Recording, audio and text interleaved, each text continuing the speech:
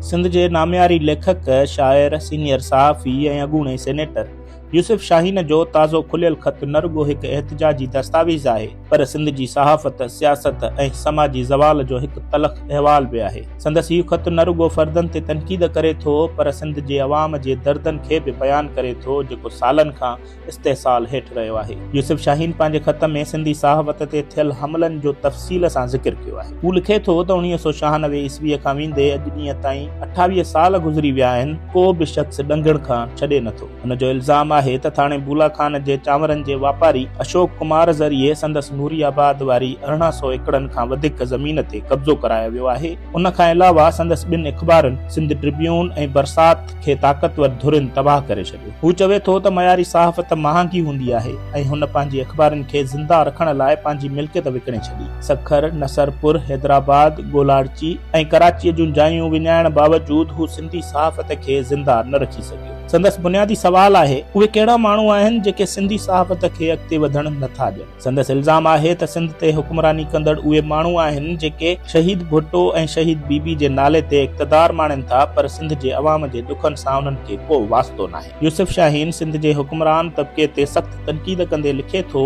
त सिंध जे सियासी क़यादत अवाम लाइ कुझु बि न कयो आहे। हू चवे थो त नौकरियूं, दाख़िलाऊं, बदिलियूं ऐं हर शइ विकिरे हेठि आहे। माण्हुनि खे नौकरियूं वठण लाइ पंहिंजूं जायूं, ज़ेवर ऐं मिल्कियतूं विकिणियूं पवनि थियूं। हुन सिंध जे हुक्मराननि जी ग़ुलामी ठाहिण वारी सियासत ते सख़्त तनक़ीद कंदे मोहतरमा फ़हमीदा मिर्ज़ा जो हवालो ॾिनो आहे, जेका चवे थी त इहे माण्हू सिंधियुनि खे पंहिंजो ग़ुलाम सम्झनि था। हू सवाल करे थो त जेकॾहिं करप्शन मोहतरमा बेनज़ीर भुट्टो कई हुजे हा त पोइ उहो कहिड़ो सबबु आहे जो बीबी जी शहादत खां पोइ करप्शन जा रस्ता बंदि थियण बदिरां वधी विया आहिनि। संदसि इल्ज़ाम आहे त हक़ीक़ी करप्ट माण्हू बीबी जे नाले ते इक़्तिदार वठी सिंध खे सियासी, मुआशी ऐं इख़्लाक़ी तौर तबाह करे छॾियो आहे। हुन पंहिंजे खुलियल ख़त में इंकशाफ कयो आहे त शहीद मोहतरमा बेनज़ीर भुट्टो खेसि पंहिंजो भाउ सम्झंदी हुई। हू ॿुधाए थो त बीबी जे हुक्म ते हू पीपल्स पार्टी में शामिल थियो, पर ॿिए ॾींहुं ई उहो फ़ैसिलो रद्द कयो वियो। हुन जो वॾो इल्ज़ाम इहो आहे त जेके माण्हू बीबी जा वेझा हुआ, उन्हनि खे सियासत खां ॿाहिरि कढियो वियो ऐं इक़्तिदार ते क़ाबिज़ माण्हू सिर्फ़ पंहिंजा फ़ाइदा ॾिसी रहिया आहिनि। संदसि चवणु आहे त नवाज़ शरीफ़ खे आख़िरकार ॻाल्हि सम्झ में अची वई ऐं हुन ॿियनि खे इक़्तिदार ॾियणु शुरू कयो, पर पीपल्स पार्टी ते क़ाबिज़ माण्हू